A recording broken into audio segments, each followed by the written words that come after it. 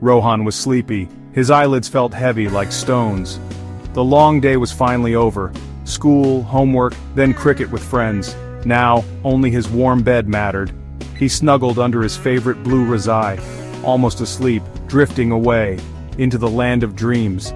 Suddenly a sound cut through the silence. Ring! Ring! Ring! His bedside phone.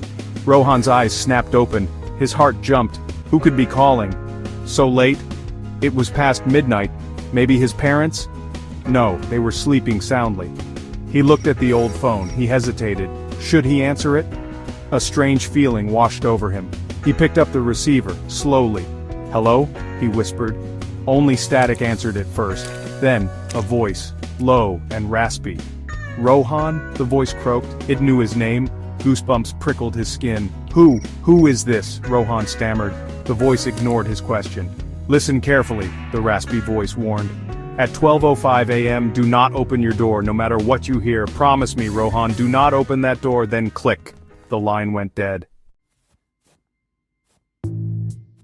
Rohan's hand trembled as he put the phone down. The room seemed to grow darker. What was that? A prank? Or something more sinister? But that voice, it sounded too real, too menacing. He glanced at his alarm clock. 11:58 p.m. The night was eerily silent. Only 7 minutes until 12:05 a.m. His mind raced. The seconds felt like hours. Was it a joke, some friend playing a trick, or something far more sinister? But none of his friends sounded like that. He tried to laugh, but it felt hollow, but no sound came out, just a silent scream, just a dry feeling in his throat.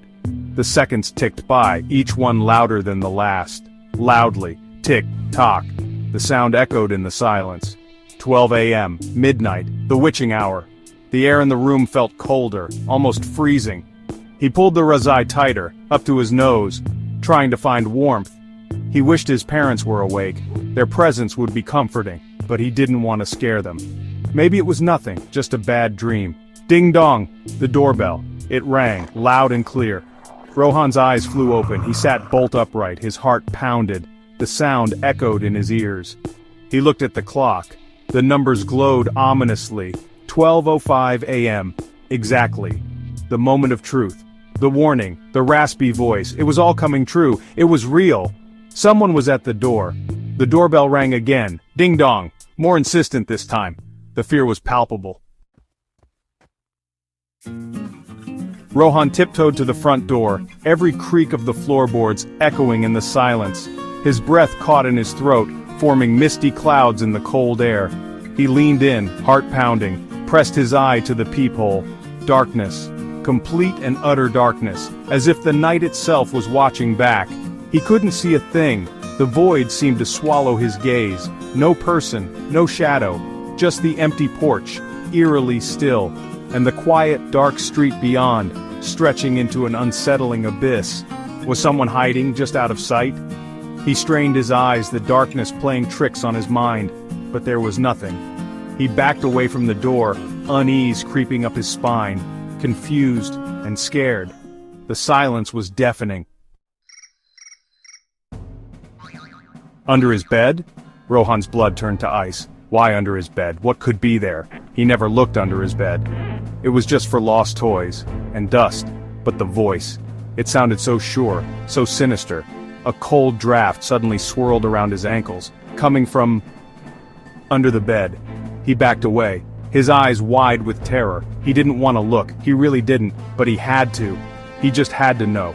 What new horror awaited him now? He got down on his hands and knees. Slowly, the floor felt cold, like a slab of ice. He peeked under the edge of the bed, into the darkness. Scritch, scratch, a faint sound, like claws on wood, coming from deep in the shadows. His breath hitched. He could barely breathe. He leaned closer, squinting into the gloom. Then he saw them. 2 eyes. Glowing. A fiery, horrible red. They seemed to pierce through the darkness, watching his every move.